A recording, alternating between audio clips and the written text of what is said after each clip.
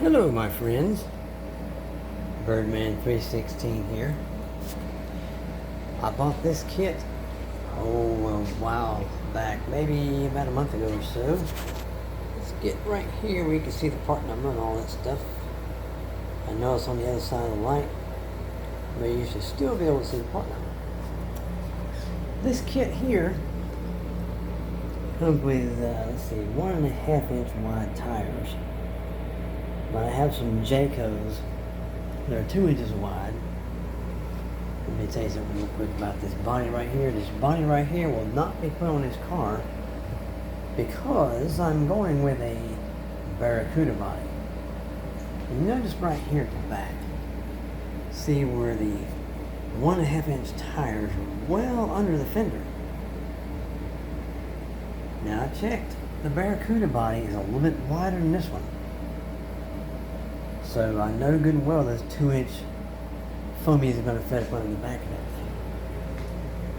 This is the main bag of all the goodies that came with the kit. This thing has to be scratch built, all manually. You notice it has some bushings in there. Those bushings will not be put on the car and put bearings in. This is going to be strictly a bracket car. Notice right here, maybe like this. These are the proper aluminum rear hubs. I'm going to go by really slow so you can get that part number.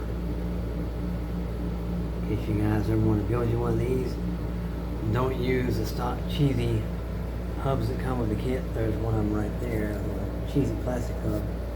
Oh, there the other one's right beside it, right there in the bag. Those are never going to make it onto the car, because these will be on the car instead. Now it's not going to be a fast car, but at least it's going to be built out of good stuff, out of better stuff.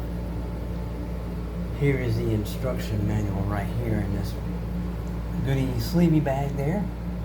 Comes with some stickers. It comes with a piece of extra Lexan, which I'm going to find very useful in making speed control platforms for stampedes and whatever I might need. I think this is a piece of double-sided sticky tape right here I have my finger on.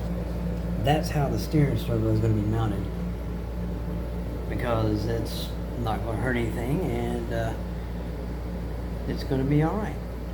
Now as far as this kit right here does not have real steering linkages, I think there is a, yeah, there is. Let me get this box over here and I'll show you what the chassis should look like. Very similar to when it gets built. Now if you notice right here front, you notice those are not real tie rods. Those are just little pieces of music wire. No adjustments of any kind. So I will have real tie rods on the front. See, there's the specs right there of this vehicle right here. And you'll notice it's got the little bitty narrow rear tires. Plus, you see those body posts right there on the main chassis. I'm going to get some shorter ones and move them back here on this rear pod.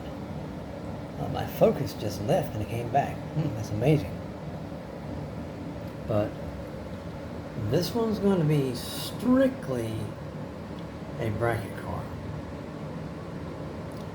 Sure, I might get my old watching paint dry nickname back, but it's okay. It's alright. The name of the game is in bracket racing. If you're the slower car, you can look out of the corner of your eye and you can see your opponent shaking, stammering, anticipating his light, while you're way down the track. You're about 10 feet away from the finish line before he even gets to start. And many times, my friends, I've seen guys, well, mostly guys, there's a few girls racing, but I think they raced in the faster class.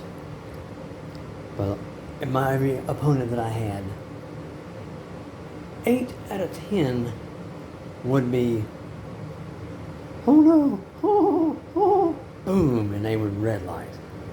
Or they would cross the center line trying to catch me.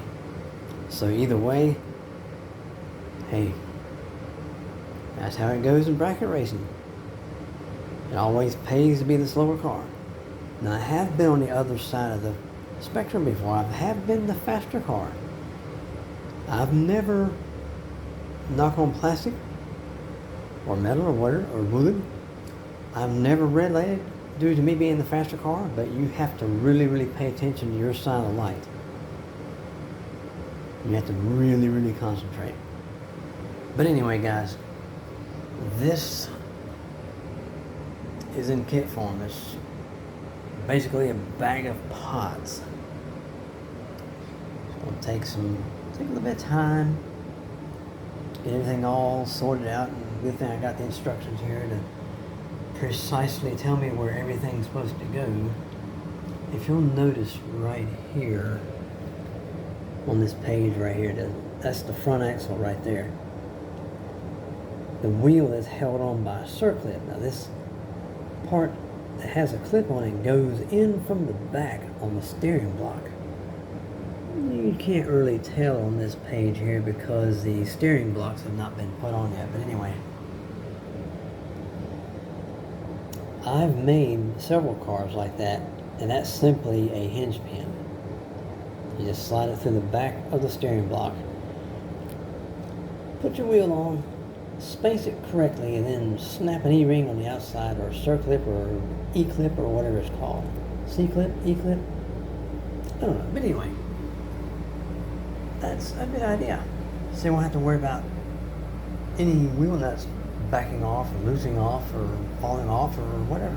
But anyway, guys, I hope this video was interesting to you guys. Well, hopefully next time you see this car, it'll be somewhat partially put together, because I gotta find some electronics and whatnot to go in there, and this, that, and the other, you know. But hey, take a little time to get this thing built, guys. I want everyone to have a wonderful day, wonderful night, wherever you are. Whether it be on Earth, Mars, Pluto, or Jupiter, or even Saturn. This is Birdman 316. Sayonara.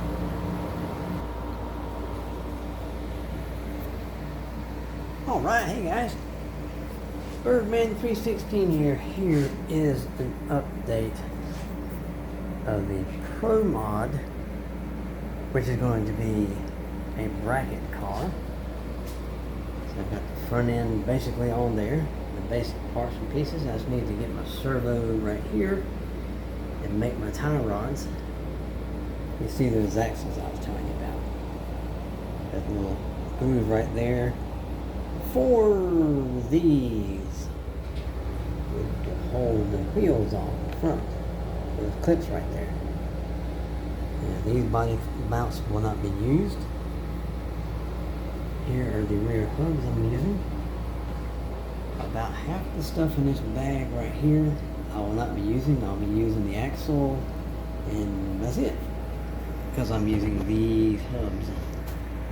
Now this here has the pinion gear in it that came with the kit, which won't be used because I'm going with a smaller pinion and a little bit larger spur gear. Man, this is going to be a 4.8, 4.9 second car. It's going to be a bracket car. Gear it down, program the speed control in such a manner where it takes off soft, and the motor timing probably set it at 0, and that should get me started and dial it in from there.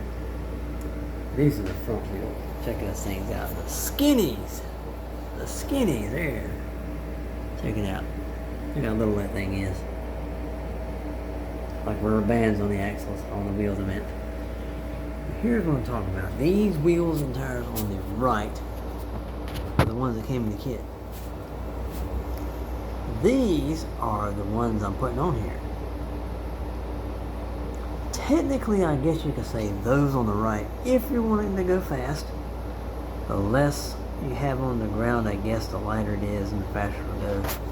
But being as a bracket car, I want to make it look impressive. I want it to look like it's going to be really fast. I guess you can call it the intimidation factor. Now that's what I'm using right here. I've had these wheels and tires probably for about, well, the tires are full. You can tell by how the bag is yellow, and I've had these things for a few years. But I just wanted to give you guys another update. Let's step over here for a minute. These will only be used in an emergency situation. Let's say a bearing goes out. We're putting bearings on this thing. Say we get the bearings. The bearings snap in the back there. In case a bearing goes out, that's the only reason